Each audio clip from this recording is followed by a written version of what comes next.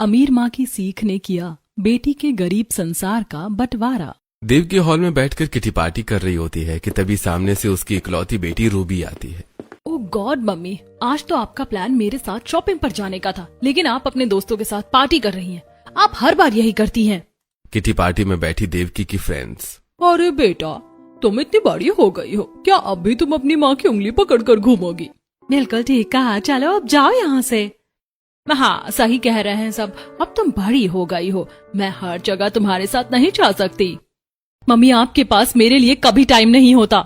अब रूबी अकेले कार लेके निकल जाती है। दूसरी तरफ रूही के पिता एक लग्जरी कैफे शॉप में। चेतन, मैं क्या सोच रहा हूँ कि अब हमें अपने इस कैफे में कुछ डेकोरेशन करवाना चाहिए, कुछ वॉल पेंटिंग टाइप का। हाँ अच्छा आइडिया है, आजकल तो सेल्फी लेने का जमाना है। जितनी अच्छी वॉल होगी लोग उतनी ज्यादा पिक्चर क्लिक करेंगे और ज्यादा से ज्यादा समय यहाँ पर स्पेंड करेंगे। हाँ तुम बिल्कुल ठीक कह रहे हो, चलो तुम सर्च करो कोई बढ़िया वॉल पेंटर। अब चेतन कुछ ही दिनों में गरीब वॉल पेंटर को लग्जरी कैफे में लेकर आता है। सर ये है वॉल पेंटर वाला, आप बात कर लीजिए इनसे। राम राम साहब, बताइए किस तरह की पेंटिंग करनी है। अरे तुम वॉल पेंटर हो, मुझसे ज्यादा तुम्हें नॉलेज होगी, बाकी मुझे कुछ आकर्षित सा चाहिए। ठीक है मालिक, मैं अपनी तरफ से पूरी कोशिश करूंगा कि इस दीवार पर सारी ही पेंटिंग आकर्षित और लोगों को अपनी ओर खींचने वाली हो। अब अगले दिन से अरविंद सबकी निगरानी में उस कैफे शॉप में आकर्षित पेंटिंग शुरू कर देता है। तभी एक दिन विवेक की थोड़ी तबीयत बिगड़ जाती है और वो घर आ जाते हैं और घर आके रूबी से, रूबी बेटा, अगर कुछ दिनों के लिए तुम फ्री हो तो थोड़ा टाइम अपने कैफे शॉप में स्पेंड कर लेना, क्योंकि वहां पर थोड़ा काम चल रहा है वॉल पेंटिंग का। मेरी तबीयत थोड़ी ठीक नहीं है। पापा आप मम्मी को बोल दो। नहीं मेरे पास टाइम नहीं है, तुम ही जाओ, मुझे वैसे भी कुछ समझ नहीं आएगा। अब रूबी अगले दिन अपने लग्जरी कैफे शॉप पर आती है जहां अरविंद काम कर रहा होता है। अब दोपहर 2 बजे। सुनो, मैं कब से देख रही हूँ कि तुम सिर्फ काम ही कर रहे हो। वैसे दोपहर के 2 बज गए, तुम कुछ खा लो, काम बाद में कर लेना। जी, जब तक काम खत्म नहीं होता मुझे भूख नहीं लगती। अब अरविंद इतना बोलता ही है कि तभी उसकी गरीब माँ टिफिन लेकर उस कैफे शॉप में पहुंचती है। अरे अरे आप कौन है? अरे माँ, ये मेरी माँ है। माँ आप यहाँ क्यों आई हैं? आप बाहर इतनी धूप है। तो मेरी चिंता छोड़, मैं जानती हूँ कि तू काम के दौरान कुछ खाता नहीं है, इसीलिए तेरे दोस्तों से पूछकर मैं तेरा खाना यहाँ लेकर आई हूँ। अब पहले खाना खा फिर काम करियो। एग्जैक्टली, मैं भी यही कह रही थी। अब रूबी एक साइड में जाकर चेयर पर बैठ जाती है। कितनी केयरिंग माँ है, कितना ख्याल रखती है अपने बेटे का। इतना तो मेरी माँ भी मेरी परवाह नहीं करती, उन्हें तो बस अपनी पार्टी पसंद है। अब इसी तरह से 2 से 3 दिन गुजरते हैं और एक दिन न जाने कहां रूबी की डायमंड की अंगूठी कहीं गिर जाती है। रूबी कैफे में चारों तरफ ढूंढती है लेकिन उसे अंगूठी नहीं मिलती।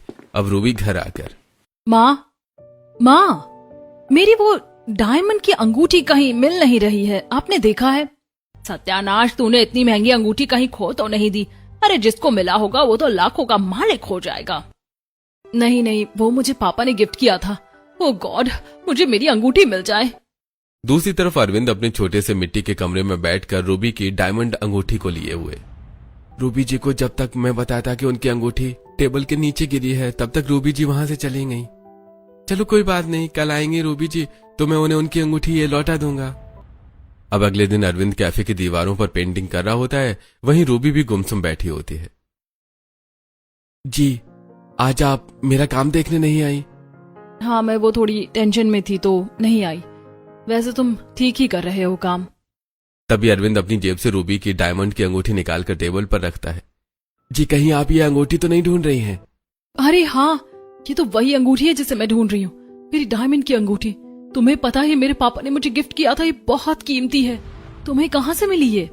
जी, कल आप ढूंढ रही थी कुछ, फिर आपके जाने के बाद मुझे ये अंगूठी टेबल के नीचे मिली तो मुझे एहसास हुआ कि आप इसे ही ढूंढ रही हैं, पर जब तक मैं आपको बताता तब तक आप जा चुकी थी। थैंक यू सो मच, आपका दिल बहुत साफ है। अब दोपहर में आज फिर अरविंद की माँ खाना लेके आती है और आज अरविंद की माँ रूबी को देखकर कहती है, बेटिया जरा इधर तो आओ। रूबी घबराकर अरविंद की माँ के पास आती है। जी कहिए, क्या बात है? बात क्या होगी बेटी, हम खाना खा रहे हैं, तुम बैठी हुई हो, मुझे अच्छा नहीं लग रहा। आओ आज तुम भी हमारे साथ खाना खाओ। अब बड़े प्यार से गरीब पुष्पा रूबी को भी अपने हाथ से खाना खिलाती है और ये सारा प्यार और फिक्र देखकर रूबी बहुत खुश होती है। अब इस दिन के बाद से रूबी धीरे धीरे अरविंद के साथ जरूरत से ज्यादा समय बिताने लगती है। उनकी दोस्ती अब प्यार में बदलने लगती है। वहीं अरविंद का काम अब पूरी तरीके से खत्म हो जाता है और वो अपने पैसे लेकर वहां से चला जाता है। तभी एक दिन रूबी अरविंद से मिलकर कहती है, अरविंद, मुझे अब तुम्हारे साथ पूरी जिंदगी बितानी है। तुम समझ रहे हो ना मैं क्या कहना चाहती हूँ? जी मैं समझ रहा हूँ, लेकिन सारी जिंदगी बिताना बहुत बड़ी बात है। आपका रहन सहन मेरे रहन सहन से बहुत अलग है। आप मेरे साथ प्यार तो कर सकती हैं लेकिन जिंदगी नहीं बिता सकती। मैं एक गरीब घर का लड़का हूँ। अरविंद, मैं शादी करूंगी तो सिर्फ तुमसे, और मैं आज ही अपने परिवार वालों से भी कह दूंगी। अब रात को रूबी अपने घर में अपनी और अरविंद की शादी की बात करती है। ये क्या कह रही हो रूबी? तुम्हारा दिमाग खराब है? वो दीवारों पर पेंटिंग करने वाला लड़का तुम्हें पसंद कैसे आ सकता है? तुम उसके साथ जिंदगी कैसे बिताओगी? वो एक निहायती गरीब इंसान है। तुम्हारी माँ ठीक कह रही है बेटी। तुम ऐसे गरीब इंसान के साथ अपना संसार कैसे बसाओगी? तुमने शुरू से अमीरी देखी है। पापा, वो लोग पैसे से गरीब हैं लेकिन दिल से अमीर हैं। चाहे कुछ भी हो जाए, मुझे शादी उसी से करनी है। अब अपनी बेटी की जिद को देखकर एक दिन चुपचाप विवेक अरविंद के घर की तरफ जाता है, जहां देखता है कि अरविंद का छोटा सा 2 कमरे का मकान है। बाप रे, ऐसे गरीब घर के ससुराल में मेरी बेटी अपना संसार कैसे बसा पाएगी? आखिर क्या देखकर वो इस गरीब घर की बहू बनना चाहती है? अब रूबी की जिद देखकर रूबी के माता पिता कुछ ही हफ्तों में रूबी की शादी अरविंद जैसे गरीब लड़के से करवा देते हैं। अब शादी करके रूबी अपने 2 कमरे के छोटे से ससुराल में आती है। आओ बहू रानी, कलश गिराकर घर के अंदर प्रवेश करो। अब रूबी कलश गिराकर घर के अंदर दाखिल होती है। भाभी चलिए, मैं आपको आपके कमरे में छोड़ देती हूँ। अब अपनी नंद के साथ रूबी अपने छोटे से कमरे में जाती है। कमरा थोड़ा छोटा है, आपको नींद तो आ जाएगी ना? वैसे थोड़ी गर्मी भी हो रही है, मैं खिड़की खोल देता हूँ। अरविंद, इतना परेशान मत हुआ करो मेरे लिए, क्योंकि मुझे फैसिलिटीज से ज्यादा तुम्हारे साथ सुकून मिलता है। जी ठीक है। अब अगले दिन रूबी नहा धोकर सुंदर साड़ी में तैयार होती है और चूल्हे के पास आती है। अरे मम्मी जी, आप क्यों खाना बनाने लग गई? शादी के बाद तो रसोई बहू संभालती है। हाँ बिल्कुल बहू, लेकिन तुम्हें अभी चूल्हा तो जलाना नहीं आता होगा ना, इसीलिए ये सब मुझे ही करने दो। कुछ देर बाद अब पुष्पा खाना बनाकर सभी को चटाई पर बिठाकर खाना खिलाती है। मम्मी जी, खाना तो बहुत अच्छा बना है, मुझे थोड़ी और सब्जी मिलेगी क्या? हाँ हाँ बहू, क्यों नहीं। अब सबके खाना खाने के बाद नेहा सभी झूठे बर्तनों को जाकर हैंडपंप के नीचे धोने लगती है कि तभी वहां पर फिर से रूबी आती है। अरे नेहा, तुम क्यों कर रही हो काम? हटो, मैं धो देती हूँ बर्तन। अरे नहीं, आप कैसे धो पाओगी हैंडपंप में ये बर्तन? आपकी आदत नहीं होगी ना। अरे अगर यही सोचकर आप लोग मुझसे कुछ करवाएंगे ही नहीं तो मैं सीखूंगी कैसे? अब इसी तरह कुछ हफ्ते गुजरते हैं और अब रूबी धीरे धीरे चूल्हे पर खाना बनाना, हैंडपंप के नीचे बर्तन धोना जैसे छोटे मोटे काम अपने ससुराल में करने लगती है। बहू, कोई जबरदस्ती नहीं है, अगर तुझसे नहीं होता हो तो छोड़ दियो। नहीं मम्मी जी, मैं कर लूंगी। दूसरी तरफ रूबी की अमीर माँ। सोनिया जी, बेटी की याद आ रही है, सोच रही हूँ उससे मिलने चली जाऊं। अरे सोच क्या रही हो, जाओ मिलो, बेटी है तुम्हारी। अब अगले दिन देवकी अपनी बेटी से मिलने उसके ससुराल आती है। अरे समधन जी, आप आइए, अंदर बैठिए।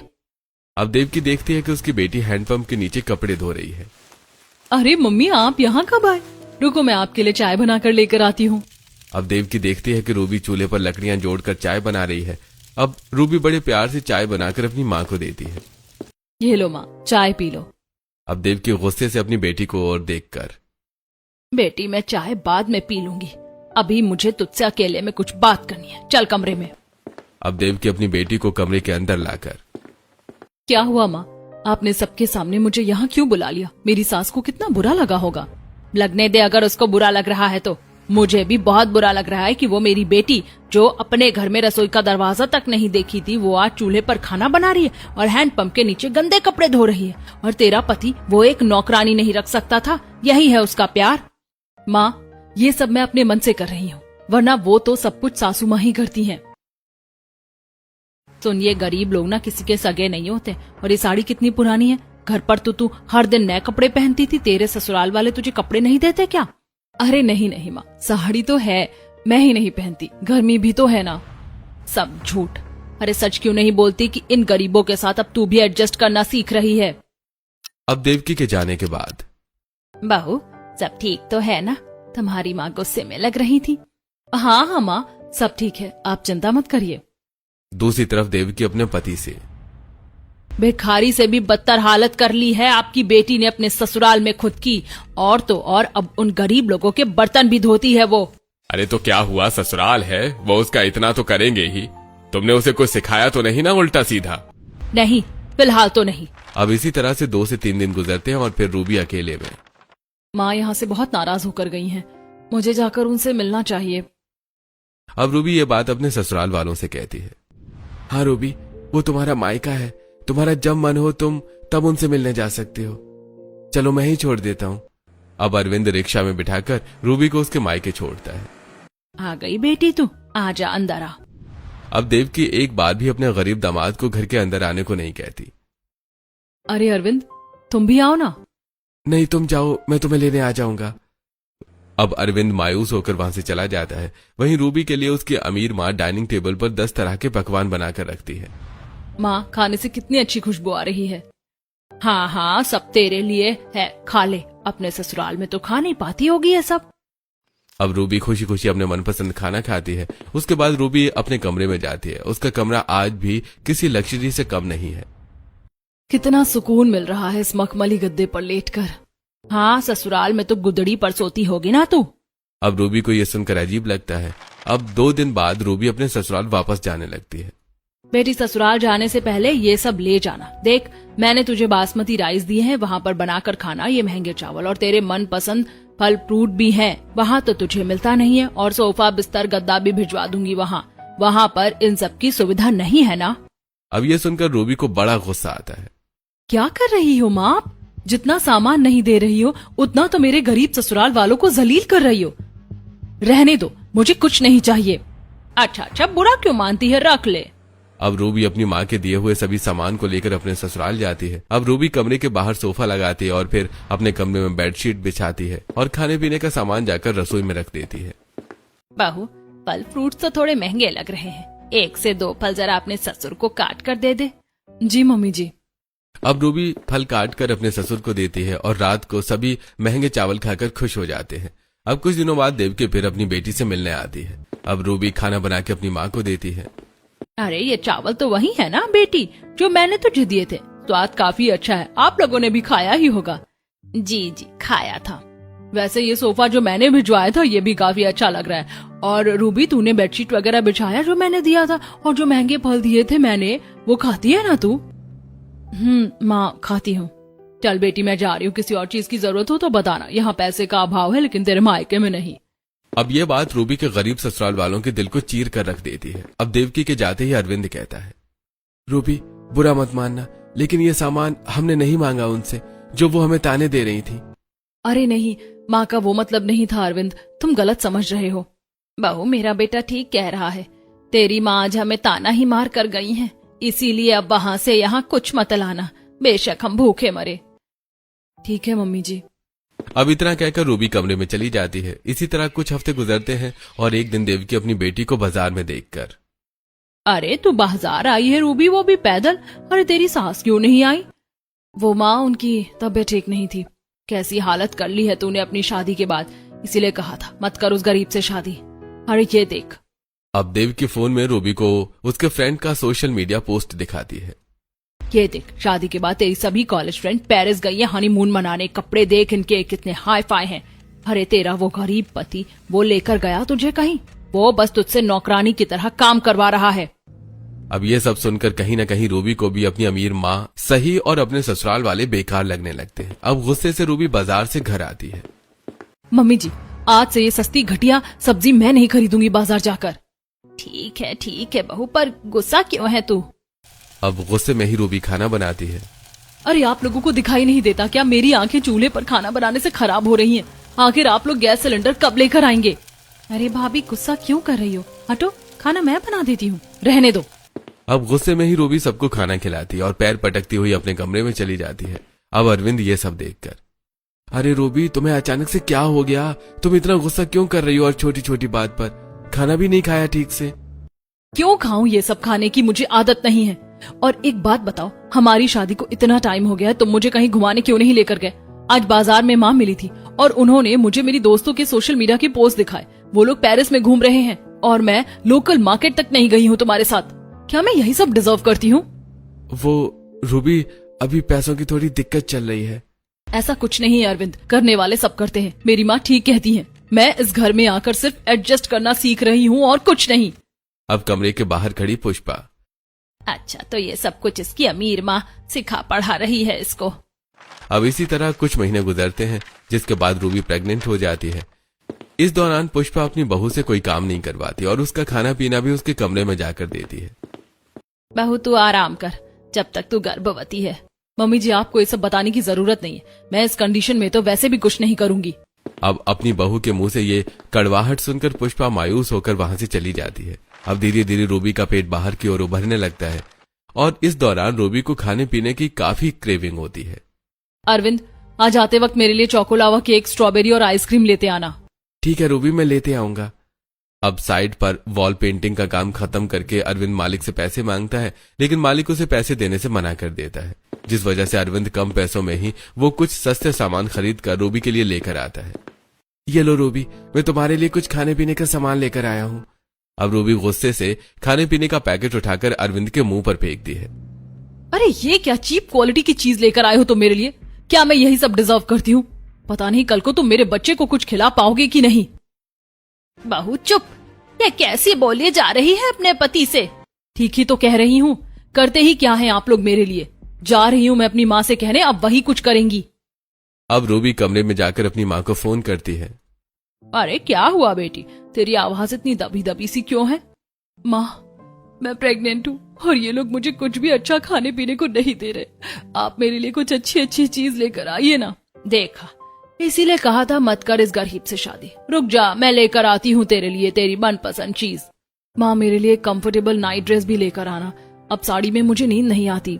ठीक है बेटी, मैं सब लाऊंगी। अब देवकी अपनी बेटी के लिए एक एक्सपेंसिव नाइट ड्रेस खरीदती है और फिर उसके लिए ढेर सारा खाने पीने का सामान खरीदकर उसके ससुराल जाती है। कहाँ है मेरी बेटी? देखिए, मैं उसके लिए उसका मनपसंद खाने पीने का सामान, पहनने के लिए नाइटी लेकर आई हूँ। बेटी रो रो कर कह रही थी कि आप लोग उसे कुछ दे नहीं रहे थे। बेचारी मेरी बेटी। मम्मी, आप आ गई। थैंक यू मम्मी, जो आप मेरे लिए इतना सब कुछ लेके आई हैं। अब रूबी की अमीर माँ जितना रूबी की मदद नहीं करती, उससे कहीं ज्यादा जहर उसके दिमाग में उसके ससुराल के प्रति घोलकर चली जाती है। अब धीरे धीरे रूबी की डिमांड अपने गरीब ससुराल वालों के आगे और ज्यादा बढ़ने लगती है। मम्मी जी, मुझे ना बहुत गर्मी लगती है कमरे में। आप मेरे कमरे में एसी लगवा दीजिए। बिना एसी के मैं प्रेगनेंसी में ठीक से सो नहीं पाऊंगी। नहीं रूबी, अभी हम इतना महंगा एसी नहीं ले सकते। अभी हमें पैसों को जोड़कर रखने की जरूरत है। अरे तो किश्तों पर ले लेते हैं ना। भाभी, एसी किश्तों पर ले या फिर कैश, एसी अपने आप में ही एक बहुत महंगा सौदा है और फिर उसका बिल वो कैसे भरेंगे? रहने दो, आप लोगों से कुछ नहीं होगा। मैं अपनी माँ से ही कहती हूँ। अब रूबी अपनी माँ से ऐसे एसी लगवाने को कहती है और उसकी अमीर माँ फौरन उसके गरीब ससुराल में आकर कुछ लेबर को कहकर उसके कमरे में एसी लगवा देती है। मम्मी, आपने मेरे कमरे में एसी लगवा दिया। Thank you mummy. अरे बेटी, तेरी अमीर माँ तो तेरे लिए सब कुछ कर ही देगी, लेकिन ये सब तो तेरे ससुराल वालों को करना चाहिए ना। लेकिन ये तो हाथ पर हाथ रखकर बैठे। मुझे तो समझ नहीं आ रहा, कल को बच्चा होगा तो बच्चा कैसे पालेंगे ये लोग। चल, मैं चलती हूँ। अब रूबी अपनी माँ के दम पर अपने गरीब ससुराल वालों पर तानाशाही करने लगती है। ऐसा है, आप लोग मेरे कमरे से उठकर चले जाइए। इस कमरे में एसी मेरी माँ ने लगवाया है, आप लोगों ने नहीं। ठीक है बहू, पर एक सलीका होता है बात करने का। सच में ऐसा लग रहा है भाभी तो हमें जलील करके भगा रही हैं। अब इसी तरह नेहा चूल्हे के पास रखी फलों की टोकरी से फल लेकर खाती ही है कि तभी रूबी फौरन उसके हाथ से वो फल छीनते हुए कहती है, नेहा, तुम्हारी हिम्मत कैसे हुई ये महंगा ड्रैगन फ्रूट खाने की? ये मेरी माँ ने स्पेशल मेरे लिए भिजवाया है। तुमने आज से पहले ड्रैगन फ्रूट देखा भी था? अब ये देखकर अरविंद को बहुत गुस्सा आता है। रूबी, तुम दिन पर दिन बहुत बदल गई हो। क्या ये सब कुछ तुम्हें तुम्हारी माँ सिखाती है? अगर तुम्हें अपनी माँ की कोई चीज मेरे गरीब घर वालों को नहीं देना तो मत दो, लेकिन तुम उन्हें ऐसे जलील मत किया करो। अब दिन पर दिन अपनी बहू का बदलता रूप देखकर पुष्पा अंदर ही अंदर बहुत टेंशन ले लेती है, जिससे उसकी तबीयत खराब हो जाती है और इस दौरान रूबी को घर के कामकाज करने पड़ते हैं। ऐसा है अरविंद, मैं प्रेग्नेंट हूँ और इस प्रेगनेंसी में मैं तुम्हारे घर के कामकाज नहीं कर सकती। एक काम करो, इस घर का ना बंटवारा कर दो।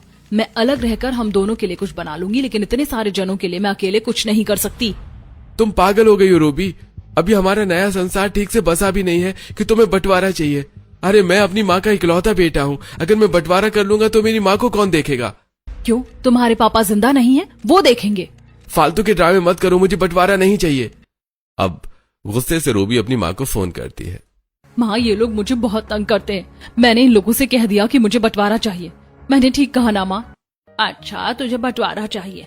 देख, मैं तुझे सिखाती हूँ। वैसे तू सही लड़ रही है बंटवारे के लिए, क्योंकि उस घर में आधे से ज्यादा चीज तो तेरी अमीर माँ ने ही भरवाई है। तू चिंता मत कर बेटा, तू बंटवारा करके अलग हो जा, बाकी की चीज मैं देख लूंगी। ठीक है माँ, आपने मुझे जैसा सिखाया है मैं वैसा ही करूंगी। अब अगले दिन रूबी अपने ससुराल में 2 लेबर बुलाती है और अपने घर के बीचों बीच दीवार खड़ी करवाने लगती है। रूबी, तुम सब ये क्या कर रही हो? मैंने तुम्हें समझाया था ना कि मुझे बंटवारा नहीं चाहिए। बहू लोग थूकेंगे तेरी इस हरकत पर। क्यों कर रही है तू ये सब? आप सब के सब अपना मुंह बंद कर लीजिए। अगर आप ऐसे ही मुझे प्रेशराइज करते रहे ना, तो मैं ये बंटवारा बाद में करूंगी और सबसे पहले मैं अपने पेट में पल रहे इस बच्चे को जान से मार दूंगी। अरे बस कर बहू, अगर तुझे अपने इस छोटे से संसार का बंटवारा चाहिए तो कर ले, लेकिन बच्चे को मारने की बात मत कर, हम रह लेंगे अकेले। अब रूबी और उसके सास का बंटवारा हो जाता है। अब बंटवारे के बाद पुष्पा अपना चूल्हा अलग कर लेती है और घर के बाहर ही खाना बनाती है। ये देखकर पड़ोस के लोग, बाप रे, पुष्पा की बहू ने तो घर में बंटवारा कर दिया। इतना छोटा सा तो परिवार था, परिवार क्या संसार ही समझो, उसको भी इसने 2 टुकड़ों में बांट दिया। और ये पुष्पा के घर में तो सब शरीफ हैं, फिर ये बंटवारा हुआ कैसे? पक्का इसकी अमीर माँ ने ही सिखाया होगा इसको ये सब करने के लिए, तभी तो पल भर में इसने अपने छोटे से संसार का बंटवारा करके एक माँ को उसके बेटे से ही अलग कर दिया। दूसरी तरफ रूबी जबरदस्ती अरविंद के साथ बाहर रेस्टोरेंट में खाना खाती है और उसे महंगे महंगे मॉल में शॉपिंग करने को कहती है।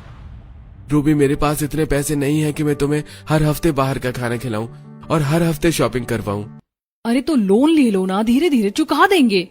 अब जबरदस्ती रूबी अपने पति को लोन लेने पर मजबूर कर देती है और उस लोन के पैसे से रूबी हर दिन शॉपिंग करती है, पार्टी करती है और रोज बाहर का खाना मंगाकर खाती है। वहीं जब अरविंद जेब से पैसे निकालकर अपनी माँ को देने की कोशिश करता है तो रूबी, क्या कर रहे हो अरविंद? ये पैसे लेकर कहाँ जा रहे हो तुम? रूबी बस करो, हर चीज में मुझे टोकने की जरूरत नहीं है और मैं ये पैसे अपनी माँ को देने जा रहा हूँ। क्यों? कोई जरूरत नहीं है उन्हें पैसे देने की। अरे ससुर जी भी तो खेती बाड़ी का काम करते ही है ना, उनका गुजारा उसी में हो जाएगा। अरे कल को हमारे बच्चे होंगे तो क्या करोगे तुम? भीख मांगोगे उन्हें पालने के लिए? अब रूबी पैसे छीनकर वहां से चली जाती है। अब ले देकर सारे पैसे रूबी अपने ऊपर ही खर्च करती है। वहीं अब रूबी के शौक पूरे करते करते अरविंद की हालत खराब हो जाती है और अब अरविंद को 2 शिफ्ट में नौकरी करनी पड़ती है। वहीं रूबी को इस चीज से जरा भी फर्क नहीं पड़ता कि उसका पति कितनी लेट घर आ रहा है, कैसी हालत में नौकरी कर रहा है। उसे सिर्फ और सिर्फ अपने से मतलब होता है। तभी एक रात सड़क के चौराहे पर पुष्पा अपने बेटे का हाथ पकड़ के, बेटा तू ठीक तो है ना? ये कैसी हालत बना रखी है तूने अपनी? अरे माँ, इतनी रात को आप यहाँ सड़क पर? तो और क्या करूं बेटा, जब से बंटवारा हुआ तेरी पत्नी तो हमें बात करने देती नहीं है तुझसे, लेकिन तूने ये कैसी हालत कर रखी है अपनी। और 1 बजे रात को घर क्यों आ रहा है काम पर से? कोई टेंशन की बात तो नहीं है ना बेटा? अब ये सुनकर अरविंद की आंखों से आंसू गिरने लगते हैं। वो अपनी माँ के आंचल से लिपटकर फूट फूट कर रोने लगता है। माँ, क्या बताऊं, रूबी पूरी तरीके से बदल चुकी है। पता नहीं उसकी माँ ने उसको क्या सिखाया पढ़ाया है, वो मुझे अब बहुत परेशान करने लगी है और मुझ पर अब लाखों का कर्ज हो गया है। अगर मैंने रात भर नौकरी नहीं की तो हमारा घर बिक जाएगा और ऊपर से रूबी प्रेग्नेंट भी है। मुझे कुछ समझ नहीं आ रहा है कैसे क्या होगा। माँ, इतना सब कुछ हो गया, तूने मुझे बताया नहीं। ठीक है, एक बार बस ये बच्चा हो जाए, फिर मैं बताती हूँ इसको। अब धीरे धीरे रूबी के 9 महीने कंप्लीट होते हैं, जिसके बाद रूबी एक सुंदर से बेटे को जन्म देती है। अब अरविंद हॉस्पिटल से रूबी को घर लेकर आता है, जहां रूबी के कमरे में रूबी की सास बैठी होती है। अब पुष्पा फौरन अपने बेटे के हाथ से बच्चा ले लेती है। 1 सेकेंड मम्मी जी, हमारा बंटवारा हो चुका है और आप मुझसे बिना पूछे मेरे घर में कैसे आ सकती हैं? और आपने मेरे बच्चे को कैसे लिया? अभी इसकी नानी ने इसे छुआ तक नहीं है।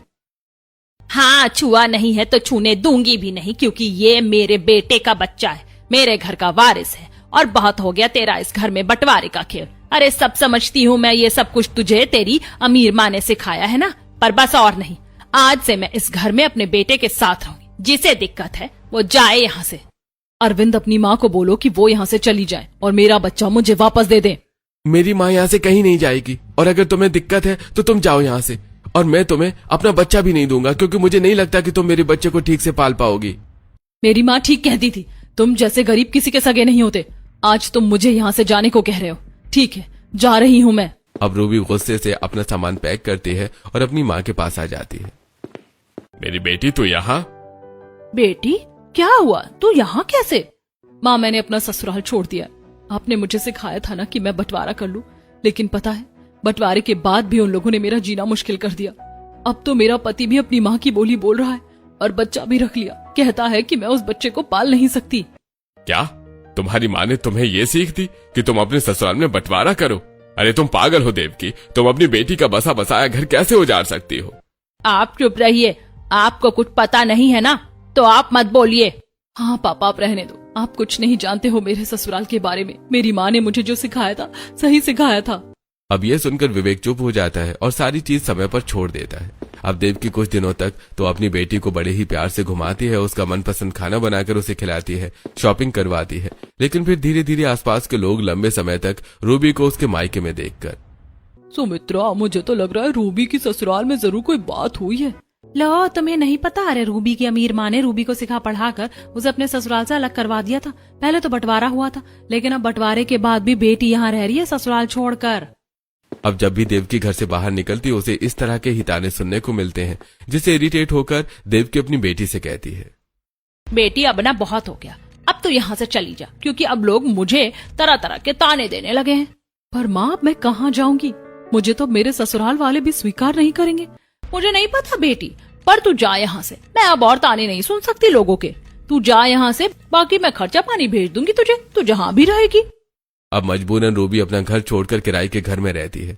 अब शुरू में तो रूबी की अमीर माँ रूबी को खर्चा पानी भेजती है, लेकिन फिर बाद में रूबी की माँ उसको पैसा देना भी छोड़ देती है, जिससे रूबी की जिंदगी में कठिनाइयां और ज्यादा बढ़ जाती है। उसे दाने दाने के लिए भी तरसना पड़ता है। दूसरी तरफ अरविंद धीरे धीरे करके अपने सारे कर्ज को तोड़ देता है और अब कम पैसों में ही अपनी माँ के साथ खुशहाल जिंदगी बिता रहा होता है। साथ ही उसके बच्चे को भी उसकी माँ बड़े प्यार से पाल रही होती है। अब एक दिन विवेक अपनी बेटी से मिलने आता है। कैसी हालत हो गई है बेटी तेरी? अरे काश तेरी माँ ने तुझे गलत चीजों की सीख न दी होती तो आज तेरी ये दशा नहीं होती। मैं तो तेरी चाहकर भी मदद नहीं कर सकता। कोई बात नहीं पापा, ये सब मेरी गलतियों की सजा है। अब मुझे एहसास होता है कि मुझे अपनी माँ की बातों में नहीं आना चाहिए था। अब इसी तरह कुछ महीने गुजरते हैं और एक दिन भूख से परेशान होकर रूबी अपने घर के बाहर भटक रही होती है कि तभी उसे अरविंद नजर आता है। अरे रूबी, ये कैसी हालत कर रखी है तुमने? तुम तो अपनी माँ के यहाँ गई थी ना? अब ये सुनकर रूबी फूट फूट कर रोने लगती है। अरे क्या हुआ रूबी, बोलो तो। बहुत बड़ी गलती हो गई मुझसे अरविंद। काश मैं अपनी माँ की सिखाई हुई बातों में नहीं आती तो आज मैं अपने ससुराल में खुश रहती। उन्होंने पल पल मेरे कान भरकर मुझे बार बार यह एहसास दिलाया कि तुम लोग मेरे लिए कुछ नहीं कर रहे हो, और फिर उन्हीं की बातों में आकर मैंने बंटवारा भी किया, जिसका नतीजा ये हुआ कि ना तो अब मैं अपने मायके की हूँ और ना ही ससुराल की। चुप हो जाओ रूबी, मेरे साथ चलो, मेरे साथ वापस अपने ससुराल। क्योंकि तुम्हारे मायके वालों ने बेशक से तुम्हें नहीं अपनाया, लेकिन तुम्हारा ससुराल आज भी तुम्हें अपनाने के लिए तैयार है। अब अरविंद रूबी को फिर से उसके ससुराल लेकर आता है। अरे बहू, तू यहाँ, और ये कैसी हालत कर रखी है तेरी? तू ठीक तो है ना? नहीं मम्मी जी, मैं बिल्कुल ठीक नहीं हूँ, मुझे माफ कर दीजिए। अपनी माँ की सीख में आकर मैंने आप लोगों के साथ बहुत गलत किया। वही ससुराल छोड़ने के बाद तो मुझे मेरी माँ ने भी नहीं अपनाया। मुझसे बहुत बड़ी गलती हो गई मम्मी जी, मुझे माफ कर दीजिए। कोई बात नहीं बहू, गलती सबसे होती है। तू अपने आंसू पोंछ ले। अरे तेरी अमीर माँ ने तेरे लिए दरवाजे बंद किए होंगे, लेकिन तेरे ससुराल का दरवाजा आज भी तेरे लिए खुला। आ जा अंदर, हमारी तरफ से तेरी सारी गलतियां माफ। अब रूबी के ससुराल वाले रूबी को माफ कर देते हैं। वहीं इस हादसे के बाद से रूबी को सच्चे रिश्तों की पहचान हो जाती है और वो अपने ससुराल वालों के साथ मिलकर खुशी से रहने लगती है।